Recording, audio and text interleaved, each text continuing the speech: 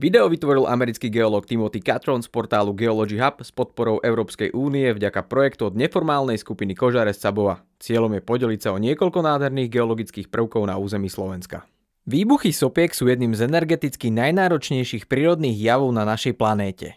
Napriek tomu by bez nich neexistovali mnohé malebné miesta, svetová úroda plodín by bola oveľa nižšia a svet by bol tiež chudobnejší o niekoľko milionárov, ktorí zbohatli prostredníctvom prírodných zdrojov ukrytých v pozostatkoch dávnych sopiek. Napríklad zlato v hodnote 442 miliónov eur a vzácny opal v hodnote niekoľkých miliónov eur by sa na území Slovenska nevyťažili, keby neexistoval viac ako 10 miliónov rokov starý, dnes už vyhasnutý supervulkán Štiavnica, respektíve stratovulkán Zlatá baňa. Výbuchy sopiek však môžu meniť krajinu aj iným spôsobom. Môžu len za niekoľko rokov vybudovať úplne nový 305 metrov vysoký sopečný kužeľ, vrstvou lávy pokryť stovky štvorcových kilometrov, spôsobiť pokles územia o stovky metrov na rozlohe tisícov štvorcových kilometrov, alebo dokonca dostať popol z výbuchu až na druhý kontinent. Pokiaľ ide o hrubú silu, erupcia sopky Svätej Heleny v roku 1980 uvoľnila energiu ekvivalentnú výbuchu 24 miliónov tón TNT. Klimatická erupcia Hunga Tonga Hunga Ha'apai 15. januára 2022 uvoľnila energiu 60 miliónov tón TNT. A erupcia hory Pinatubo z 91.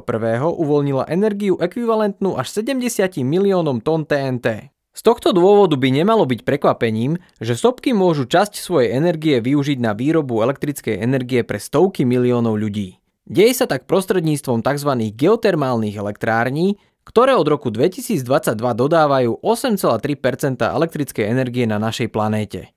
Geotermálne elektrárne sa budujú nad oblastiami, kde je zemská kôra v pomerne malých hĺbkach nezvyčajne teplá. Často sa tak deje v oblasti nad alebo v blízkosti hlbinného magmatického telesa, ale môže sa tak vyskytovať aj ďaleko od miesta, kde sa nachádzajú sopky. V týchto geotermálnych zariadeniach sa voda vtláča do hĺbky niekoľkých kilometrov, kde sa premieňa na paru. Tá potom stúpa na povrch, roztočí turbínu a vyrába elektrickú energiu, kým sa cyklus opäť zopakuje. Možno vás to prekvapí, ale v súčasnosti sa na území Slovenska plánuje výstavba jednej takejto geotermálnej elektrárne, ktorá nesúvisí s magmou a sopkami. Pravdepodobne v priebehu nasledujúceho 10-ročia bude približne tucet kilometrov severne od centra Štiavnického supervulkánu postavená geotermálna elektráreň s výkonom 6,5 MW, ktorá bude v konečnom dôsledku schopná vyrobiť dostatok elektrickej energie na napájanie 20 000 domácností. Posuňme sa ďalej. Na Slovensku sa v súčasnosti nenachádza žiadna aktívna sopka. Kde sa však nachádza najbližšia sopka, ktorá by jedného dňa mohla opäť vybuchnúť? Ak by sme mali na mysli neaktívne sopky, tak skoro celé Slovensko je najbližšie k sopke Čomaduľ v Rumunsku, vzdialenej z nášho územia 400 až 700 km a tá naposledy vybuchla pred 27 000 rokmi.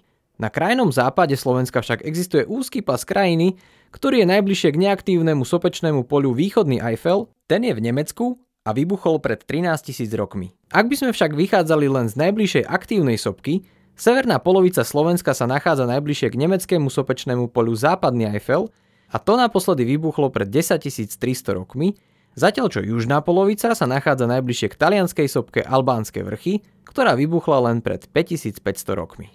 Hoci sú obe tieto zdanlivo vzdialené sopky skutočne pôsobivé, zďaleka nie sú najvyššími aktívnymi sopkami Európy.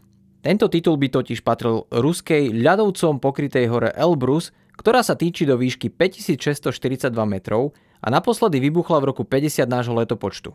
Najvyššia sopka na celej severnej pologuli sa nachádza na území Iránu, kde sa Damavand týči do výšky 5670 metrov nad morom.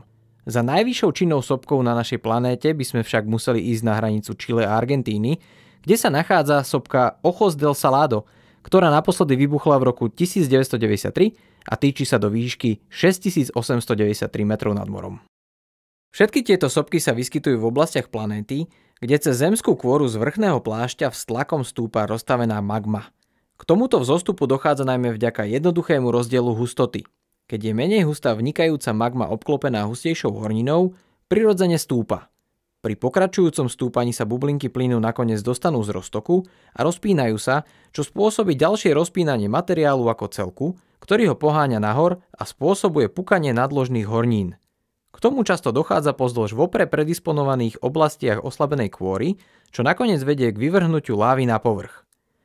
Približne 75% aktívnych sopiek na svete sa nachádza pozdĺž hranice tektonických platní, ktorá sa tiahne od Nového Zélandu po Indonéziu, od Filipín po Kamčatku a od Aliašky po južné Čile. Táto oblasť sa označuje ako ohnivý prstenec alebo Ring of Fire. V súčasnosti na celom svete aktívne vybuchuje 44 sopiek, z ktorých 35 sa nachádza v ohnivom kruhu. Viac ako 1000 potvrdených a predpokladaných aktívnych sopiek na celej planéte existuje zväčša vo forme týchto 14 typov.